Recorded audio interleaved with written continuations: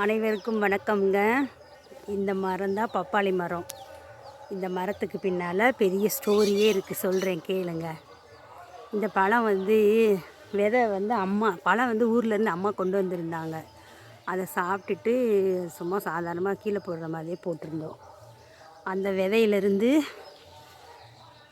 முளைச்சிச்சு இந்த பப்பாளி செடி. ஆனால் செடி வளர்ந்து பெருசாக ஆகி கூட பூவாதே பூக்கும், ஆனால் கீழே உதிர்ந்து போயிடும், காயே காய்க்காது. அப்புறம் எங்கள் மாமா என்ன பண்ணார், நல்லா உரம் வச்சார். எருவு, மாட்டு எருவு அது இதுன்னு கலந்து உரம் வச்சு விட்டாரா. வச்ச பிறகு காய் பிடிச்சிச்சு. ஆனால் என்ன இதில் கவலைப்பட வேண்டிய விஷயம், பழமெல்லாம் சிறுசாக இருக்குது. ஆனால் அந்த பப்பாளி மரத்தில் பெருசாகிருச்சே, பூ பூத்துக்கிட்டே தான் இருக்குது, காய் பிடிக்க மாட்டேங்குது, வெட்டி போடணுன்னா சொல்லிட்டாங்க. ஆனால் மாட்டு எருவு வச்ச பிறகு ஏதோ காய் நல்லா பிடிக்க ஆரம்பிச்சிச்சு. ஆனால் சிறுசாக இருக்குது பாருங்களேன். நல்லா பெரிய மரமாக இருந்து கொள்ள நாளாக காய் காய்க்காமல் இருந்துச்சு.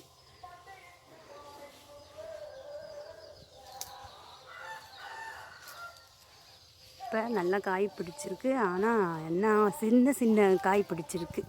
அதுலேயும் 2 பழம் பழுத்துருச்சு. என்ன பாருங்களேன், 2 பழம் பழுத்துருக்கு. இன்னொரு 10 நாளில் பிடிங்கி சாப்பிட்லான்னு நினைக்கிறேன். பப்பாளி பழம் எதுக்கு நன்மைன்னு கமெண்ட் பண்ணுங்கள். நன்றி, வணக்கம். அனைவருக்கும் வணக்கம் நண்பர்களே. பப்பாளி மரத்தை பற்றி ஒரு கதை போட்டிருந்தேன் ஷார்ட்ஸில். பார்க்காதவங்க போய் பாருங்கள் அந்த வீடியோவை. அந்த பழம் சிறுசாக இருக்குதுன்னு சொல்லியிருந்தேன்ல, அந்த பழம் இப்போ தான் பழுத்துருக்கு. எங்கள் வீட்டில் எங்கள் மாமா பிடிங்கிட்டு வந்தார். வீட்டில் தான் வச்சுருக்கோம், தோட்டத்தில் இருந்து வீட்டுக்கு இப்போ தான் கொண்டு வந்தார். இந்த பாருங்களேன் பழம், இது ஒன்று நல்லா பழுத்துருக்கு. இது காக்காயாக இருக்குது. இன்னொரு 2 நாள் ஆகும் போல் பழுக்கிறதுக்கு. இந்த பழத்தை காலையில் கட் பண்ணுவாங்கன்னு நினைக்கிறேன். கட் பண்ணாங்கன்னா இந்த பழம் எப்படி இருக்குது என்ன ஏதுன்னு சொல்கிறேன். நன்றி. அனைவருக்கும் வணக்கம் நண்பர்களே. இந்த பப்பாளி பழத்தை அறுத்தாங்க. டேஸ்ட்டை அவ்வளோவா டேஸ்ட் இல்லை. ஆனால் என்ன, உள்ள விதையே இல்லை. அப்போ இது ஹைப்ரிட்டு போல், நாட்டு மரம் கிடையாது. நம்ம நாட்டு விதை வாங்கி போட்டு வளர்க்கணும். எப்பயுமே எந்த ஃப்ரூட்ஸ்லையுமே விதை அதிகமாக இருக்கிற பழங்களை வாங்கி சாப்பிட்டாதே அது சத்து. இது பாருங்கள், உள்ளே எம்டியாக இருக்குது, ஒரு விதை கூட இல்லை. இப்போ இது ஹைப்ரிட் பப்பாளி போல். நம்ம என்ன நாட்டு பப்பாளி கண்டு வாங்கிதே வளர்க்கணும்.